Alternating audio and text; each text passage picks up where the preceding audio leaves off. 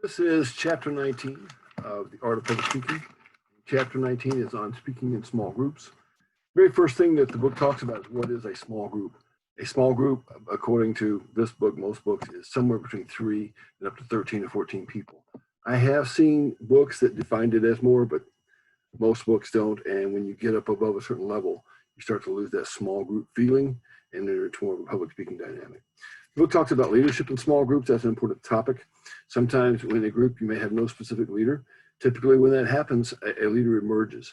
Sometimes a leader may not be designated, but it might be implied by a role that one person on the group has within the company or within the church. Again, there it talks about an emergent leader. That is always going to be the case. If there's no specific leader designated, there will be an emergent leader. Emergent leader will come out. And then oftentimes there is a designated leader where someone is designated as the leader of the small group. Some functions of leadership. One is procedural needs, various things about deciding when and where the group's going to meet, setting the agenda, starting the meetings, things like that.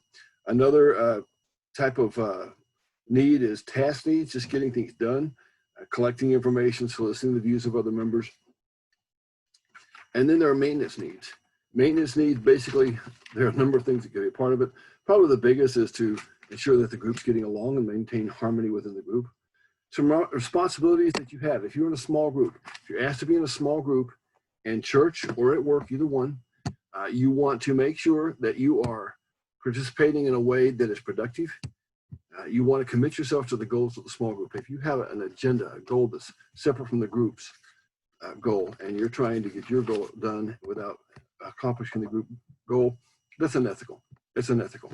Another thing that needs done is you need to fulfill individual assignments. If you're given an assignment in a small group, especially at work, if you're at work and you're in a small group and you're given an assignment in that small group, one of the most important things you can do is get that job done, because that can affect your job later on as people say, well, this person said they would get this done and then they didn't. You want to avoid interpersonal conflicts. If you work for a company and every group meeting you get into some sort of conflict or you're problematic in the group, they'll find an excuse and a way to lay you off. Well, I'm sorry, Bob, we no longer need a parts manager. So we're going to have to let you go. A few weeks later, they're going to be advertising for a parts coordinator and your qualifications won't fill it. It's good to encourage full participation. You want everybody to participate in the group. You don't want to leave somebody out. Try to keep the discussion on track.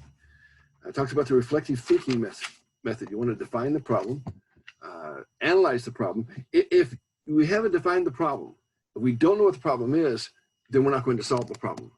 We want to solve problems when we're in groups, but if we don't define the problem correctly, then we may not solve it. You want to establish a certain criteria for solutions. I often give the example of a small church, maybe that wants to increase attendance. And so they come up with a lot of solutions like, buy TV ads, radio ads, and billboards. They say, oh, well, our budget is, $300. Okay, let's do flyers. You generate a number of potential solutions, and then you select the best solution. And the final step on any small group or even interpersonal problem-solving effort, the final step is to follow through. If we don't follow through on it, then it didn't work. Presenting the recommendations of the group, that might be an oral report by one person. It might be a symposium where you pass it out and then there's a moderator and several people present parts of it. It might be a panel discussion where it's just discussed.